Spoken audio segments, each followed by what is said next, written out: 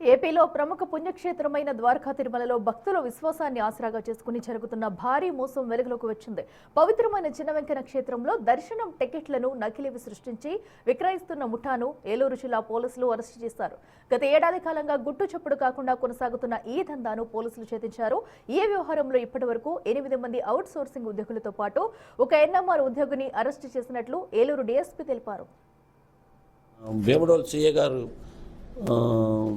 కృష్ణ వీళ్ళందరినీ ఎవరైతే ఈ మునగాల A1 అయినప్పుడు సాయి జగన్నాథరాజుని, అదేవిధంగా మునగాల రమేష్, తొంటిపాక సత్యనారాయణ గారు, ఉప్పలపాటి శ్రీనివాసు, కీర్తి అశోక్ కుమారు, మాణికొండ ఆంజనేయులు, ముత్యాల నాగ వెంకట శ్రీనివాసు వీళ్ళందరినీ కూడా అరెస్ట్ చేయడం జరిగింది. అంటే ఎవరైతే సాఫ్ట్వేర్ సమకూర్చారో, ఎవరైతే హార్డ్వేర్ సమకూర్చారో, ఎవరైతే వీళ్ళకి ఈ శని ఆదివారాలు నాడు క్యూ లైన్లో డ్యూటీలు వేసేవాళ్ళు, సెక్యూరిటీ సూపర్వైజర్లు, సెక్యూరిటీ గార్డు వీళ్ళందరూ కూడా ఒక పథకం ప్రకారం స్వామివారి టికెట్లని డూప్లికేట్ చేసి అమ్మటంతో జరిగింది.